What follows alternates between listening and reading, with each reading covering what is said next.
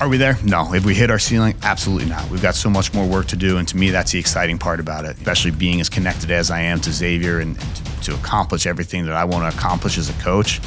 I think we can do it here at Xavier. It's going to take hard work. It's not going to be easy. There's nobody that's going to do us any favors along the way, and that's okay. But I believe we can do it here at Xavier.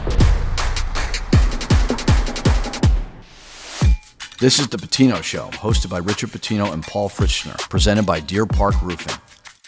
Welcome into another episode of the Pitino Show presented by Deer Park Roofing. I'm Paul Fritschner, alongside today the head baseball coach of the Xavier Musketeers, Billy O'Connor, because there's a ton of travel issues up in the Northeast this week. Providence, the game's been shifted around, things going on. And, Billy, we have you on every year on the show, and this is the third time that we've done a show with you. And, we figured, we've done it at the end of the season. We've done it in the middle of the season. Now here we get you at the beginning of the season to give people an idea of the baseball team this season. You guys were picked third in the league, and we'll get into all of that and more. But as always, presented by Deer Park Roofing, and we appreciate you joining us today on the show. Thanks, Paul. Always excited to be on and look forward to talking. Yeah, all right. So let's get right into it. First of all, you've played a few games already. You've had a couple of weekends, went to East Carolina, opened a season there.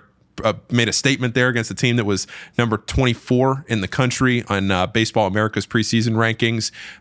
Last weekend, a bit of a tough weekend from the just results perspective at Arkansas, one of the best teams in the country. But you and I were talking before we sat down. I was getting your thoughts on how that weekend went. And you were saying, well, it resulted in some losses, but you were encouraged by the performances from the weekend. So, going in here to the rest of the season, we'll get into all that and more. But just in general here, I know looking back at last season, you lost a lot out of the portal that you had to go and replace. So just take us through, we'll start here. What the offseason is like for, we hear so much about the portal in basketball and football and everywhere else, but what's the portal like dealing with it with you? It's busy. It's crazy. It moves fast. When I first started this job, you were able to kind of map out class by class what your team was going to look like this year, next year, the year after that, the year after that. It's not really the case anymore. It's really a year-to-year deal right now. And so you play that season. You focus solely on that season. And then, when the season ends, there's movement, for better or for worse. And so once the dust settles, you kind of look around, you figure out what your needs are. You try to identify the needs, try to attack it in the portal, and you try to put together the best roster you can for school starting up in 2 months. So it moves fast, and it's tough because it's very transactional nowadays. It used to be you could count on building these relationships and not just helping them grow as baseball players, but helping them grow as people through such a formative stage of their life, right? 18 to 22, when you move out of the house for the first time. It's not really the case like it is anymore. And it is. We are very lucky that we are able to retain some of our best players, but it's not 100% retention for us or for any program in college baseball, any program in college athletics anymore. So you do the best you can. It restarts each year, and part of it is it hurts when those relationships end.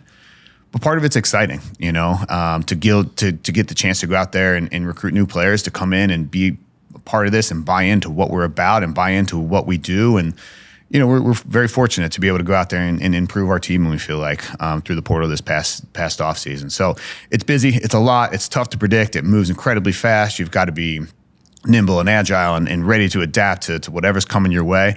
But it's exciting also. It's not, I don't think any college coach is like, God, this is the best thing ever. Transfer portal era. This is awesome. But it is what it is. And you have to make the best of it. And I think the people that can adapt and figure things out on the fly the fastest are the ones that really do the best with this portal era. You bring back Connor Mish, who was the Big East preseason player of the year. Now he's been dealing with some injuries so far. We haven't seen him on the field yet. But you also bring back Clay Burdett, pretty vital piece to last year's lineup. You bring back Ryan Peach on the mound, who has been pretty good, I'd say, to start this season.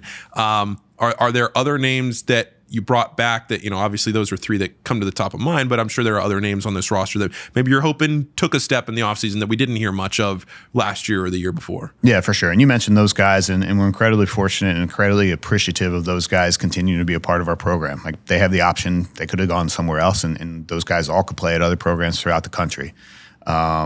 But for them to say that they want to be a part of this, it means a lot to me, on a very personal level, and it means a lot to our program, without a doubt. So appreciative of those guys, and not just are those guys good baseball players, But when you talk about continuity within a program, those guys are great leaders, right? You look to them and you say, this is what it looks like for the 20 new guys that are coming in, whether they be freshmen or portal guys, to say, man, look at Clay Burdett, look at Ryan Peach, look at Connor Mish, do what they do. That's the expectation within this program. That piece of continuity, even if it's not 100% retention, even if it's not 100% continuity from year to year, having those key pieces there is so crucial to what we're going to do. So very appreciative of those guys continuing to be a part of our program. But yeah, you talk about some other guys that return that are huge pieces for what we do this year. You know, a guy like Eddie Peters, who got some opportunities early on in his freshman year last year. Landon Mensick, same kind of thing. Jack Noby played an important role for us. Those guys played important roles as a freshman, and man, it's so tough to be successful as a freshman. And they did. They had moments of success. It probably wasn't the overall success that any of them wanted for the entirety of the year, but certainly some incredibly bright spots along the way for us to know without a doubt that they're going to be big-time players for us. And all three of those guys, I think, they could have left, right? You know, like things didn't go perfect for any of them every step along the way, and it very rarely does. But to see the commitment, to see the ability to look in the mirror and say, I'm going to get better. You know, like I'm not going to point fingers. I'm not going to change scenery. The grass isn't always greener. I'm just going to keep working hard and buy into the process. And those guys all went out and they played in the summer. They had great summers last year where they played and developed. They came back in the fall looking like different guys. And the results have played out so far this year that they've taken a huge step forward. And then that's the process that I think gets lost in this era. You know, it's instant gratification, and we all want it. We live on our cell phones and we want answers and we want things to happen immediately. It's not really how life works that often, you know? So when you see guys that are bought into the process of it takes time to develop, it takes time to see the success that you want, it's the coolest thing in the world as a coach, you know? And it used to be, that's kind of what this whole thing was built on in college. Now, you know, when it really happens, it stands out in a different way. So credit to those guys to buying into their development process, to committing to being the best version of themselves, and for all of them having great starts to the season. And, you know, the work that they put in is paying off already. There's been so much discussion lately, Billy, about, you know, you look at so many different situations across college athletics and guys that are, especially in basketball, playing professionally, trying to come back and play either at the school where they previously were and then went to the draft and maybe it didn't work out. They're trying to come back, whatever it might be. But it kind of got me thinking about baseball, because you think of, right, in baseball, you either come out of high school or you decide to go to college and you spend 3 years in college and then you become draft eligible. But if you, let's say, go to high school and then you get drafted and maybe you spend a year or two in like low A or single A and you realize it's not really working out, maybe you could go to some school that's going to throw a bag at you from an NIL perspective and you want to go back to school. Pardon my ignorance, maybe that's not something that's happening, but those were the natural like next steps to me that I'm sitting there thinking baseball could be a sport. Probably not in football, right? You're either in the NFL or not, or some of these other, like basketball though. Seen the guys go to the G League and want to come back. Is that something that you feel like could be happening, or is it already happening? To my knowledge, it hasn't happened yet in college baseball, but I think it's coming without a doubt, you know. And it's a narrow avenue where it could happen, right? If you're in, I don't know all the logistics of what happens. You have to pay your signing bonus back if you decide to go back to college. Can colleges match that ability? You know, like you talk about throwing the bag at them. I don't know that yet, but I know without a doubt that when high school kids are drafted by a professional organization, it's not all it's cracked up to be. You know, like when you get drafted by the Yankees, like it's incredibly exciting to be a part of the Yankees part of the Yankees organization. But you're not playing at Yankee Stadium. You're playing on the backfields down in Tampa with nobody in the stands for the first couple years. And I think that there's some buyer's remorse for kids sometimes when they get into it and understand that, you know, quite honestly, the setup we have here at Xavier is significantly better than a lot of minor league setups. The setup they have in the SEC or the ACC is significantly better than the low-level minor leagues in a lot of different ways. And a lot of times the coaching here is better here too. So I think sometimes the way I see it potentially playing out is that when there are some regrets that a high school kid is like, man, I wish I could have gone to Xavier or to Indiana or to Louisville or wherever, that could be a pathway, you know. How often will it occur? Probably not with the same regularity that's occurring in basketball, but I think sooner rather than later, it'll start happening in baseball too. And it really is so crazy to think about so many different changes that have happened so quickly, and how much of it, to me, Richard and I have talked about this a lot on the show. And by the way, I should mention, Richard will be back on the show next week, with everything getting figured out here in the last week of the regular season. But Richard and I have talked a lot on this show about how important NIL is, of course, at the basketball level, but at the baseball level, how much does NIL play into specifically what you do here at Xavier? Not a ton. I wish that we were supported in a larger way. I wish that we had the ability to pay our guys quite honestly, the value that they bring to this program and this university. We don't. We are supported in a small way. We definitely don't have the ability to go out on the free market and compete with the schools that we want to compete with for the NCAA tournament, the schools that we competed with the first 2 weekends. We're nowhere in that ballpark at all. We do our best to take care of the guys in-house as much as we can, but that doesn't mean that we're paying them what their market value is. So it's something we continue to work on, we continue to focus on. I think it's part of a master plan for us to continue to push the program forward. We're not going to be LSU. We're not going to have a multi-million-dollar NIL budget as long as I'm alive, I don't think. It would be great, but it's just not necessarily feasible. But I think the more that we can at least be able to pay market value for the guys that we already have in-house and want to retain, that's where I ultimately want to get to, I think. So we've got some work to do. We're focusing on it. We're working on it. But there's a lot of mouths to feed right now, and we need to make sure that we're satisfying some of our basic needs before we can really get into the wants.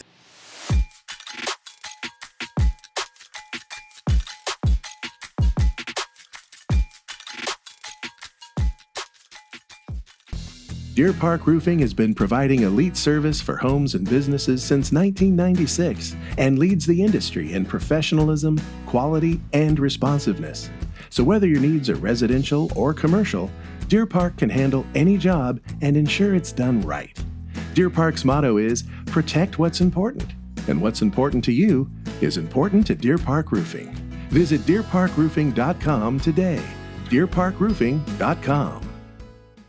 A Fifth Third Better means we give 166.7%. Who's a good boy, Parson? I am good boy. That's right. And why? Because I bank a Fifth Third Better. Wait, what? 5/3 equals 166.7%, so they put 166.7% into everything they do. Okay, what is happening? I'll tell you what's happening. Free checking, no hidden fees, and identity theft protection. Now, let's get rid of Cat, please. What?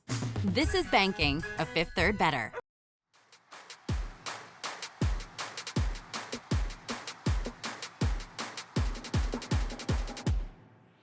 I've been broadcasting Xavier baseball games now. I can't believe it. This will be year number 10. And Mike and I, we love doing these games. We love being there, feeling like we're a very small part of the program, right? But one of the things that I feel like has become so fun for me has been getting to know a lot of the baseball alumni, guys that maybe we've broadcasted that we've gotten to know coming through the program in the last 10 years, or guys that have already played that are just watching because they keep up. And something that you and I have talked about here when we've done the show before is how strong the Xavier baseball alumni group is. Because to me, it is a rock solid group of individuals that care so much about wanting this program to succeed. The way that it's set up this year, you have Xavier Plus, you have ESPN Plus. How can people best watch what you want to do this year? I mean, I guess that's more from my perspective, but I know Xavier Plus and ESPN Plus mean a lot to you in elevating this program. For sure. We'll broadcast every one of our home games in a first-class manner. Obviously, we've got the best announcing crew in the country broadcasting those games, but also we put a lot of time and effort and money into making sure that it's broadcasted in a first-class manner. I go back and I watch all the games after we play them, and it's like, man, this is cool. I'm not saying it's quite on the level of a Major League Baseball production, but it's pretty close with, again, the announcers and the cameras and the production crew and everybody that contributes to this. So we partnered, the Big East partnered with ESPN from a streaming standpoint. This year, it's the first time. I think we'll have 7 of our games that will be broadcast on ESPN Plus, and then the rest of them will be on Xavier Plus. Kind of the logic that goes in there. we see revenue as a program from the Xavier Plus Avenue, and these productions to put on, they're fairly expensive. That comes out of the Xavier baseball budget. So those costs, those subscriptions that people pay to watch us play, that helps offset some of the costs that go into the production costs for each of the broadcasts. So to me, us broadcasting our games in a first-class manner is one of the most important things we can do. To take care of the guys in our program. We have kids from all over the country, from families from all over the country that don't get a chance to come to every single one of their games. And for me to be able to say in the recruiting process that, hey, you're going to be able to watch every one of our home games, even if you can't be there in person, that's really important. And I think it's a huge bonus from a promotional standpoint too. Like to be able to promote our team when something great happens, because great things happen out there. Somebody makes an unbelievable play. Somebody hits a bomb out on Victory Parkway. To put that on social media, that just compounds itself over and over and over again. So I really think that there's return on investment for us for investing in making sure that we broadcast these games in a first-class manner. Yeah. All right, to go back to last year, and this is something that you have become notorious for around the country, putting together one of the most difficult schedules in the country. And again, it's something we talk about every year because it is such a headline every year I feel like when the Xavier baseball schedule drops, I see so many college baseball headlines of what is Billy O'Connor doing to these poor kids? and it's like a rite of passage for this program to go through and play East Carolina, Arkansas. You go down the list of SEC programs, big time national championship quality caliber teams that you are challenging yourself against. And it's shown every year how much it pays off when you get into Big East play. And it comes down to 4 days at Prasco Park in May if you're playing for, a Big East tournament championship. But to start this, before you talk about this year's schedule, I want to ask you it from the perspective of, and I know I'm going to reopen a wound here, but going back to last year where there was a lot of discussion about whether you guys should have been in the NCAA tournament. Frankly, I know I'm biased. I know I have an X on my chest right now. I thought you should have been in the NCAA tournament. And you weren't even in the first 4 out, which tells you weren't even close. And to me, I sat there watching the selection show thinking to myself, what else were you supposed to do? Right? You went out and you scheduled. What else could you have done? Did you learn lessons from that went into this year, or how did that at all shape what you were looking at going forward? Sure, but I think what we could have done better is play better baseball. Like that's what it comes down to at the end of the day. As much as, everybody I talk to, and I appreciate you saying we should have been in, and you guys got screwed, you should have been in. Maybe, but we could have played better. We could have made more pitches. We could have got more hits. We could have made more plays defensively. And if you look outward instead of inward in that situation, like you're just going to be making excuses. Did I think that we put together a resume and a bulk of work that was worthy of being an NCAA tournament team? I did, but are there 5 games along the way that we could have played better and finished off? 100%. So there's no sense for us to dwell upon what people on the outside thought about us as much as just we got to get better. We got to win more games. We got to finish this thing off. We got to push ourselves as coaches, as players from the start of the portal to wherever the season ends this year. We've got to win more games. We got to play better baseball. And if we do that, I really believe it'll take care of itself. Lessons learned, I don't think so. I'm always going to approach this thing with the mindset and the idea of each day is an opportunity to prove ourselves, and I think with where we are at as a program right now, you can talk about respect or lack of respect or whatever it is. And that, again, that's outside stuff. That doesn't really matter. But we have to prove our worth to the NCAA tournament committee. We have to, some teams they're in until they disprove it. We're out until we prove it. So for us, like each day is an opportunity. To go down to Arkansas, those were 3 opportunities. We didn't cash them in, but there were opportunities that were in front of us. To go down to ECU, those are opportunities. And we took advantage of those, right? To win a series on the road against a team like ECU, like that's going to carry weight the rest of the year without a doubt. So, each weekend along the way, I try to do it with the mindset of like, if we win this game today, is that going to look good on our resume at the end of the year? And every non-conference game we scheduled, every single one, if we win it, it's going to look good on our resume. There's not one soft non-conference game on our entire schedule. There's nothing that stresses me out more. There's nothing I hate more than playing against good teams or bad teams. I'm sorry. When you play against Arkansas, there's excitement. There's you're ready to go. You're ready to compete. Like, let's go. There's a challenge today. Like we need to play really well. when you play against lower level teams, it's just stressful that you're going to blow something, and if you would lose that one game, that could be the difference between, your resume being good enough or your resume not being good enough. So to me, I love the competition. I love seeing how we stack up against a team like Arkansas or ECU or Oregon State or Fullerton or whoever it may be, or Indiana, obviously. Those are great opportunities for us, and that's how we approached it this year. That's how we'll approach it next year. That's how we'll approach it every year I'm here until they tell me there's a better way to do it. We're not going to get in winning 40 games playing against a soft schedule. They're not going to look at Xavier and say, that's a tournament team. If we do what we can do against a team like Arkansas and ECU and every team we play this year, they're going to have no option but to put us in the NCAA tournament. Well, you heard him here. I look back at last year and I was so frustrated sitting there watching it and knowing again, the messages that you were putting out leading into the tournament and thinking, and again, yeah, like you said, could have won more games or I think they maybe had pointed to winning games, like you said, against some of that higher quality competition. Is that something that you're talking to these guys about when you go into each one of these games in the non-conference where you're saying like, hey, at the end of the year, they're going to look back on this. You guys got to make sure that who cares that it's February? You need to understand the importance of this right now. Sure. We talk about every game matters, and I certainly think about resume from day one to day 56. I don't want our guys dwelling upon that necessarily. I want our guys to have a great process each and every day. So whether we're playing ECU on opening day or whether we're playing Villanova or whether we're playing UConn, the process should be the same. We are going to give everything we possibly can to win this game today. I think about it, but I don't want our guys necessarily dwelling upon, big picture stuff quite as much. We talk about at large all the time. It's the first thing I talk about in the meeting. That's what we're working towards. We want to win a Big East championship. We want to win the conference tournament, but we want to be an at-large team so we don't have to stress over that Big East tournament quite as much as we have in the past. Yeah.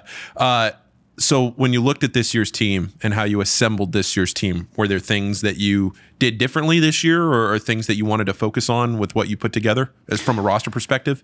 Not really. I think we've done a good job putting together guys that have some real experience. We're able to get out guys in the portal like Tommy Townsend and Tanner Thomas, guys that have long track records of success at the college level. And I think when you get a lot of those guys, it really raises your floor. Freshmen, we continue to recruit freshmen. That's going to be the basis of what we do. But when you get in a situation where you feel like you're truly counting on freshmen, it can get a little bit scary because there's a lot of variance about how that freshman year can ultimately go, even if they're a really good player. So to be able to get established veterans that have succeeded at the Division I level, it's like I said, I think it sets the floor pretty high for what you're going to be able to do. And then the other part is we always try to be incredibly intentional with the people we bring in, and I think in the portal era that gets lost sometimes is that you look at the stat line of, okay, he hit this or, he had this many strikeouts or whatever it is. Man, these are people, and what we've built our program on is culture and character. And I think we try to be really, really intentional of not just getting guys that are good baseball players, but are great people. We lost some guys in the portal this past year, and I think in a lot of ways it was addition by subtraction from a personality standpoint. There's a little bit of me stuff going on last year that I think is out of the program this year. It's been a great group to coach so far. We're 7 games in. We haven't hit the full adversity of what a full season brings for you yet, but the personalities are all bought in, and there were times last year that I questioned that a little bit. But I love the guys that we have this year. It's a great group and it's a fun group to coach.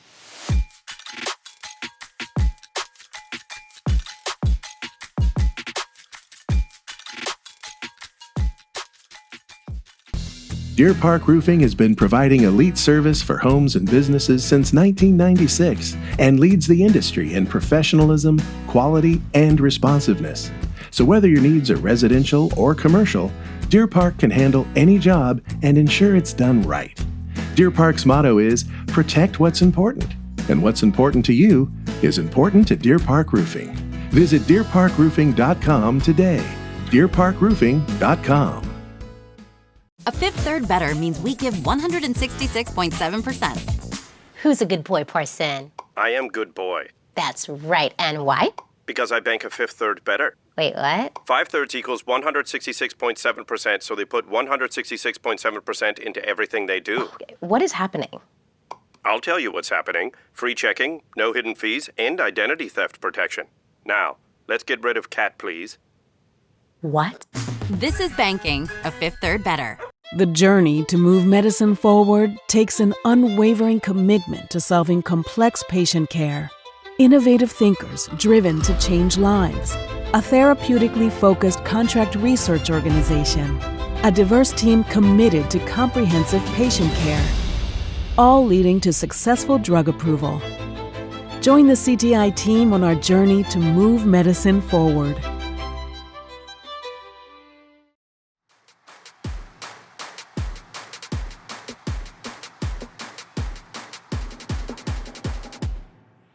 How do you identify that so quickly? I feel like that's a question every coach is trying to answer, right? But that, to me, it's the secret sauce of recruiting. I think you have to really invest in relationships as fast as possible, right? And the nice thing with high school kids is you recruit them for 6 months or 12 months or 18 months before they ultimately make a decision. In the portal, sometimes it's a week or 2 weeks, but you have to really do your homework. You talk to any people you know. And quite honestly, our greatest success in the portal, for the most part, has been guys that either I recruited in high school and went somewhere else initially and then went into the portal, or guys that have direct connections to guys within our program already that I can go to somebody on our team and say, hey, what do you got on Paul? And it's like, Paul's the best dude ever. I love that kid. He would fit our culture perfectly. No doubt. Having those connections, that really kind of eases your mind. It's easy to evaluate film and stats and say, oh, this guy fits from an ability standpoint. But those connections and those resources of making sure that they're a great fit on a personal level, on a cultural level, that to me is kind of the secret sauce of what putting a good roster together is about.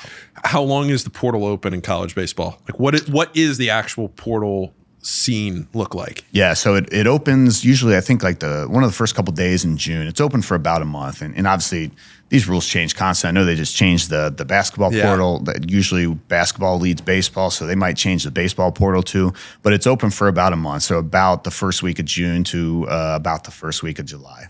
Okay. This year's team, we've talked a little bit already about some of the names to watch for, but if people are tuning in tomorrow, as we record this won't come out till Monday, so I say tomorrow, but play Indiana tomorrow, I think it's 19 home games this season, so plenty of opportunities to get out to Hayden Field and to see you guys play a game, but somebody comes to a game and hasn't seen the team yet this year, from a on-field perspective, give me some other names, give me some other some things to look for. Yeah, Jonathan Fitz has been a great surprise for us. Not a surprise, but he's been a great addition, and he's a kid he's a local kid from Northern Kentucky that spent a couple years at San Diego. Didn't get a ton of opportunities there, but kind of funny. We recruited a couple pitchers from San Diego this summer. And I hadn't reached out to Jonathan at that point, and both of them were from out of the region and came and talked, and like, oh yeah, I know a little bit about Cincinnati from John Fitz. It's like, oh cool. And it's like, yeah, well, how is he as a player? And he's like, oh my God, he's so good. He's so good. He's such a good player. I don't know why they didn't play him there. I don't know why he didn't get opportunities. He's so good. And it's like, okay. And then he happened to be playing with a couple of our guys in the summer up in the Northwoods League and talked to them. He's like, yeah, he's awesome. He's a great player, great kid. And like, cool. It sounds like somebody would be interested then. He's been great to start the year for us. Carter Muck's another kind of cool story. I recruited Carter out of high school. He went to Kansas. I recruited Carter when he was leaving Kansas. He went to a junior college. I recruited Carter when he was leaving a junior college. He went to Arizona.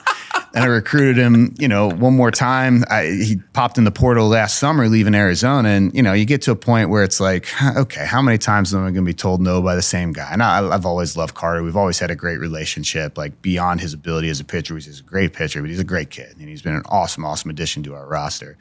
So you got him.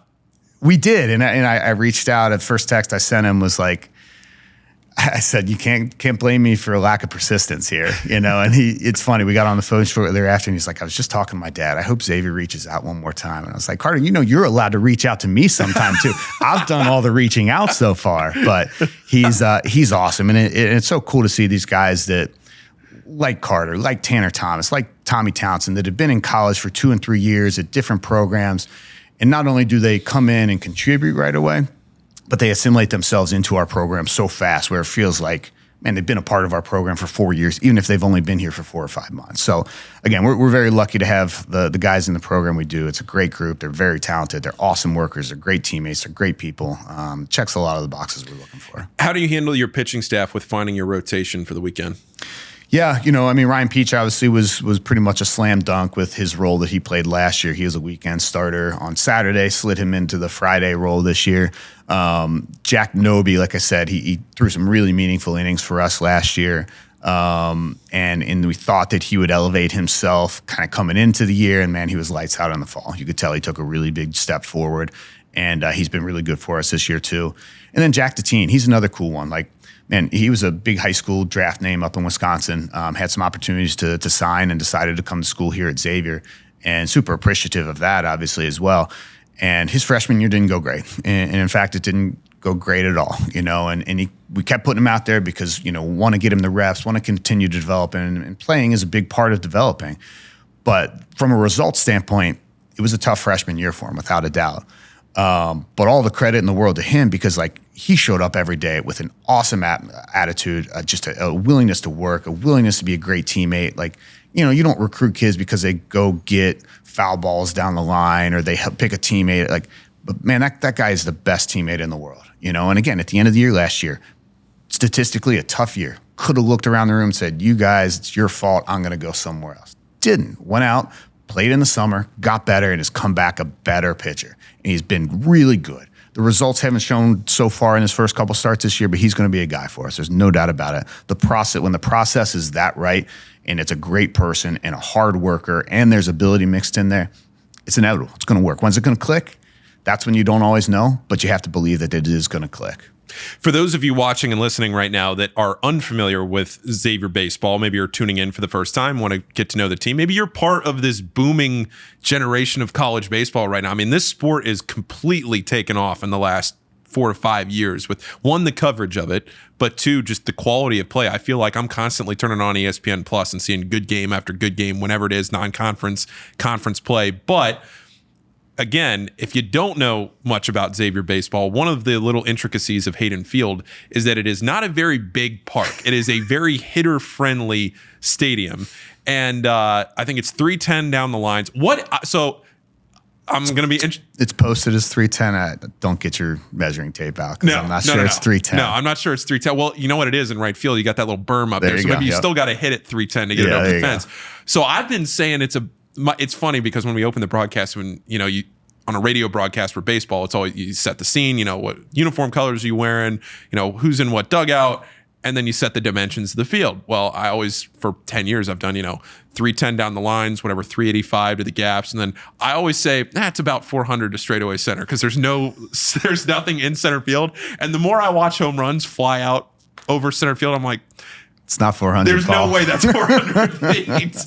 It used to say it. I think it used to say 380, but when we painted the fence a couple years ago, they painted over it. But yeah, it's not 400. Yeah, it's not 400. Well, I've been giving you an extra 20 feet of credit for the last 10 years. But what I was going to ask you was, when you're recruiting pitchers to come to Xavier, or even when the pitchers get to Xavier and it's such a hitter-friendly park, are you telling them to pitch differently, or what is your message to them? Yes and no. Guys that have success at our park generally can either get the ball on the ground, sink it a little bit, or make guys miss. But also, like you mentioned, we play 19 home games out of our 56 total games. So for us to build a roster for our home field, even if we go 19-0, we still got another 35 to cover, 37 to cover to finish out the year. So it doesn't make sense for us to construct a roster solely for our park. Yes, I think it's an advantage in a lot of ways. We practice with it all fall, our hitters know what it looks like to come in and hit at that stadium. Our pitchers know what it's like to pitch at that stadium. Other teams, I think you can get wide eyes as a hitter, oh boy, I'm going to get right this weekend. I'm going to hit 7 or 8 home runs and pad my stats a little bit. Pitchers, I think, get freaked out when the first fly ball that's a fly out in a lot of parks is a home run here. Shouldn't happen to our guys. We prepare for it all the time. But from a roster construction standpoint, we want to build a team that can win in any condition, right? Not if it's wind's blowing in, we don't have no chance. Or wind's blowing out, that's when we thrive. Or big park, small park, warm weather, cold weather, turf, grass. We want to be kind of immune to the conditions and just have a really good baseball team. I parked, when I was doing a soccer broadcast this year, I parked on the other side, obviously, where the soccer field is, and I was pulling out, and there was a baseball underneath my car. Is there somebody on this team that was hitting a baseball to that car? There's quite a few of them. That could be Jason Jellick. That could be Peter Johnson. That could be Tommy Townsend. That could be Josh Stonehouse. We've got some big left-handed hitters with some poolside juice. So you might want to think about parking in the west lot at the other end of the soccer field. I'm glad you brought up Stonehouse because he was somebody I was going to ask you about. Just tell me a little bit more about him. I can't explain how impressive his first 7 games have been, and he's a kid that he had a good fall. But you just never know, right? It's a pretty small sample size in the fall to be able to say like, oh, this kid's great or this kid's terrible, or everybody's somewhere in between at the end of the day. But the preseason leading into the first couple games started to really show like just this poise and maturity and readiness that, we put him in the 2-hole opening day for a reason. And man, he's facing Ethan Norby. He's one of the best starting pitchers in the country, and just standing in there and taking great at-bats after great at-bats. And then no matter who they brought in the rest of the weekend, he's hitting home runs, hitting doubles, he's working deep counts. Like the poise and the maturity, I can remember being a freshman, and I can remember like how overwhelming it was to like do the simplest tasks in the world. Like it's survival mode, like I can remember just thinking like, I hope I get through today and I don't get yelled at, let alone like actually succeeding or actually winning. And his poise and presence and maturity has just been so far beyond his years. He's so physical. I mean, if you could look around the field and you'd name 12 guys on the field that are freshmen before you got to Josh Stonehouse. He's a physical presence. He stands in the box. He has great at-bats. Like, he's done a great job so far. So really excited about what he's ultimately going to do as the season progresses. But it's a great start to his freshman season.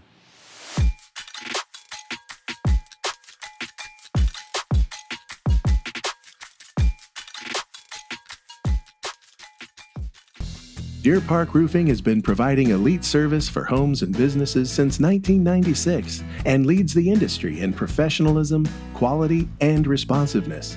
So whether your needs are residential or commercial, Deer Park can handle any job and ensure it's done right. Deer Park's motto is protect what's important, and what's important to you is important to Deer Park Roofing. Visit deerparkroofing.com today. deerparkroofing.com.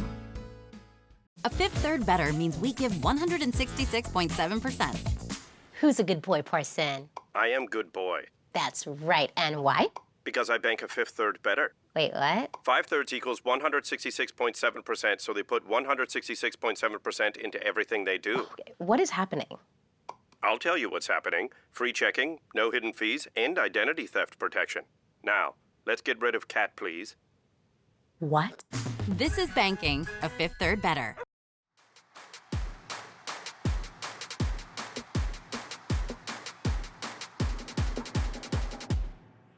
Tell me, your coaching staff has evolved certainly over the years. Guys leave, get other jobs. You got to fill in. Tell me what you identify in your assistants, how you handle your staff, and what you look for there.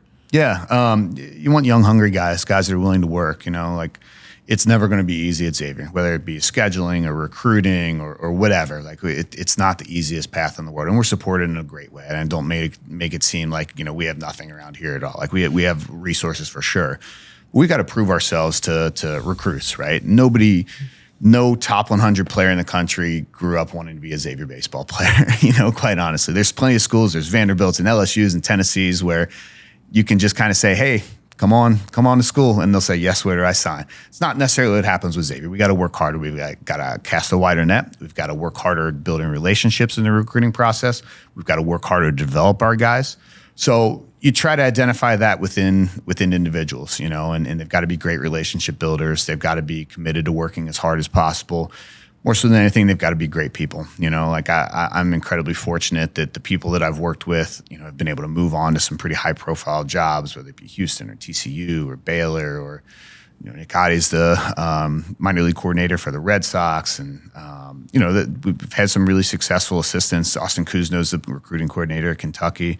Had some really successful assistants. So I think the identification process is worked, and quite honestly, if they're as good as they should be, they're going to move on to a bigger and better job at some point because we can't quite pay them enough to keep them. And that's okay. That's my mindset. But, I'm incredibly fortunate to have worked with great people and currently be working with awesome people. I love coming to work every day. I get to come to work every day. I don't have to come to work every day, and to interact with those guys and be in the foxhole with those guys and know that they want to win just as bad as I do and as our players do.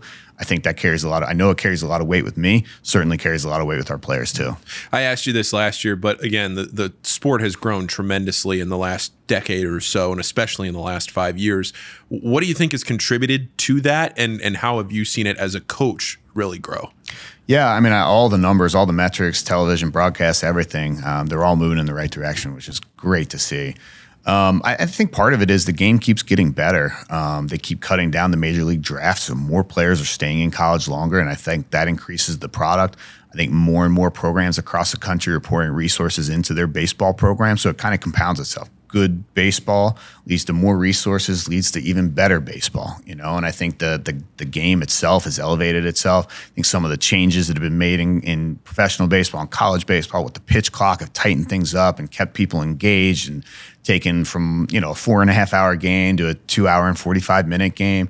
I love baseball. I love every aspect of it, but there were times in the past where it's like, this is boring. Not the game, the dead time between pitches. This is boring, right? And just tightening that up. Keep the action, keep the strategy, keep everything that makes baseball baseball. Don't change that, but tighten up that dead time. And I think that's been awesome for the game. And then, obviously you look at what's going on in Major League Baseball and the pending labor issues that are coming this next year. Like, I think college baseball has positioned itself to be in a great spot currently. And man, if there's no other baseball going on, we're going to be in a great spot moving forward too. Yeah, it's funny you say that about the game time and the pitch clock, because to me, that is the most tangible and the biggest aspect of it. Because I remember before the pitch clock, there would be games or, a midweek game or whatever, and you're sitting there and I could write in my scorebook at the end, right, game duration. And if I'm not starting with a 4 or I'm not starting with a 3:30 something, I'm going like, all right, quick game today. And now if I go any longer than 2:45, I'm thinking to myself, oh man, must have been a few pitching changes, right? Somebody couldn't get a few outs. And to me, that has just dramatically changed the watchability of the sport. And I'm a baseball fan. I've loved baseball my entire life. The sport means a lot to me, so I enjoy watching it. But like you said, Billy, I mean, there were times where you'd have a Tuesday game and there were 7 pitchers on each side and each pitcher walked 3 batters. And that game doesn't take as long anymore. For sure. No, and I have kind of a firsthand look at it. I'm actually the chair of the rules committee for college baseball.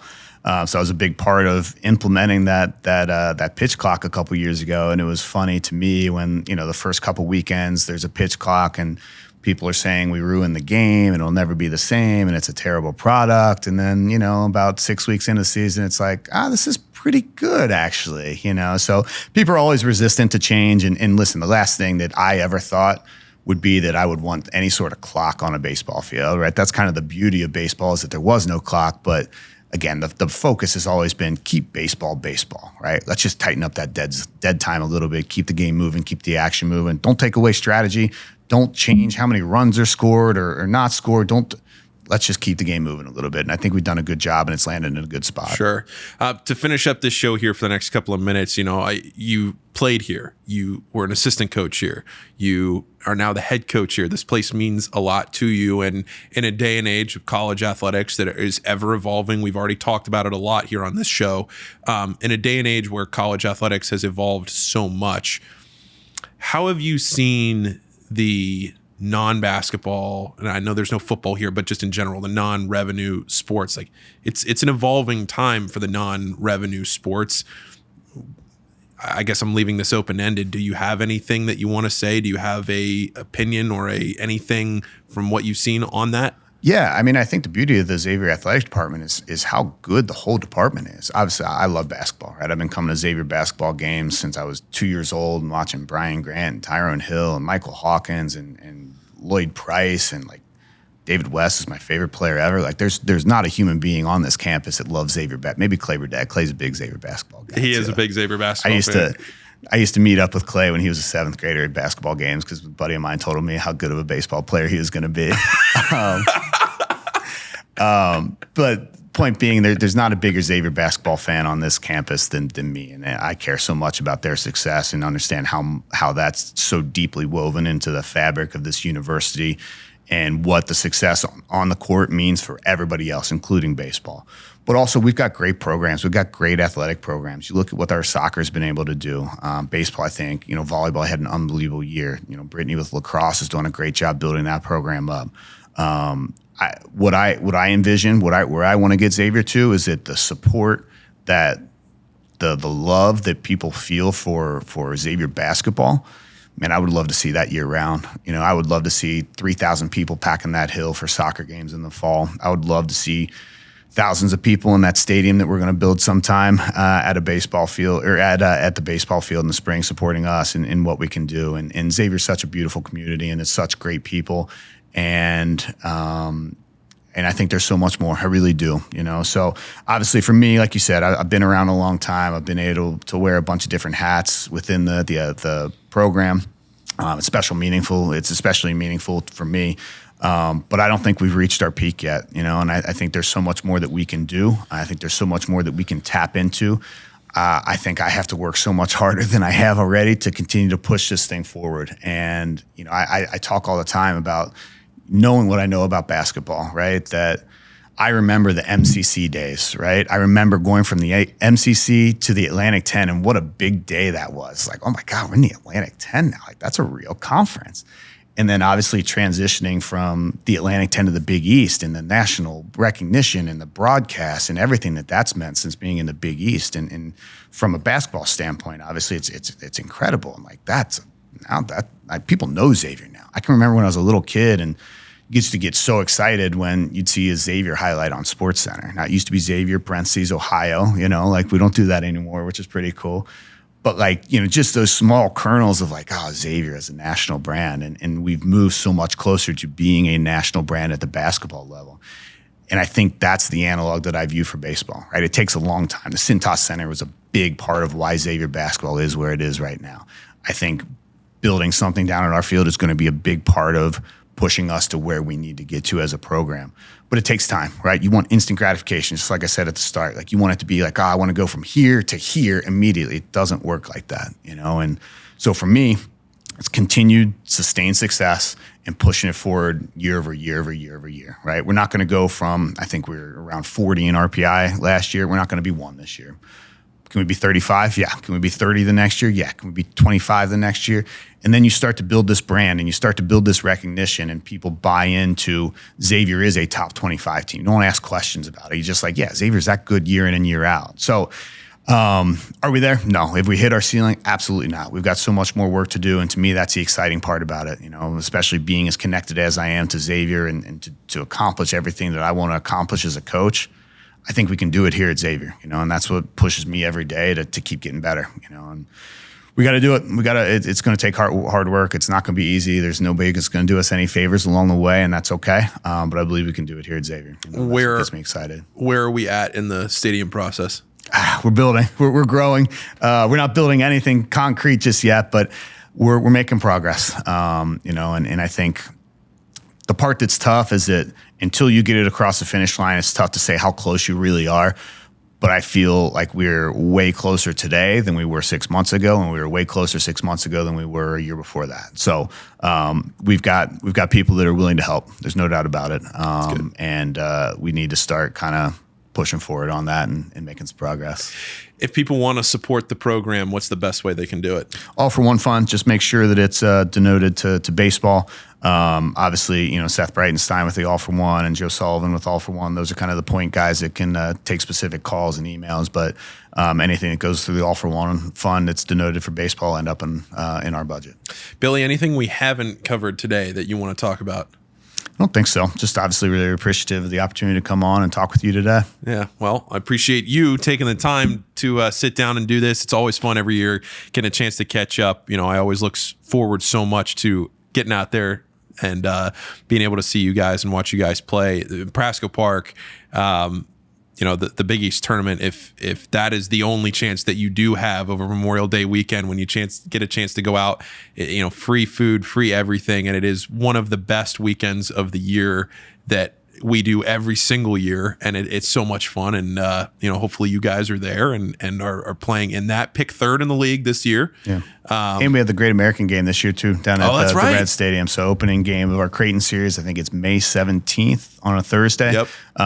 The Reds play at 12:40 against the Nationals, and then we'll play about an hour after their game finishes up down at Great American. So super cool experience, incredibly appreciative of the Reds allowing that to happen, and what an incredible experience it'll be for our guys. Will people need a ticket for the Reds game to then get into that, or do you know? I think that's how it's going to work. Is that if you have a ticket to the Reds game, then you can stay in. Yeah, just go to GoXavier.com. Absolutely. They'll figure that. Yeah, I know what that answer. That was go to GoXavier.com and we'll figure that out. More information to come. There it is. All right.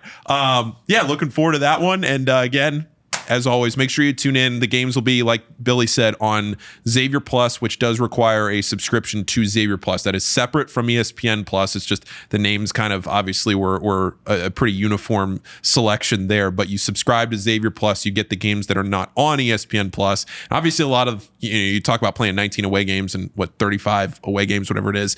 A lot of those away games are on ESPN Plus. Yep. And to me, I know I've tried to wrap this show up like 3 times, but what I will say about being on ESPN Plus is the visibility, just for you guys not being on other platforms that are harder to access.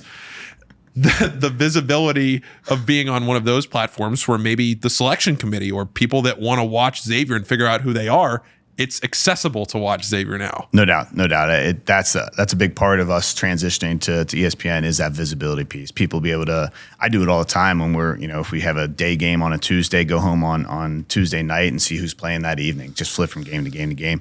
Now we can be one of those games that other platform didn't really allow for that. Yeah. All right. Third time's charm here. We're going to wrap things up. Thank you as always to our presenting sponsor, Deer Park Roofing.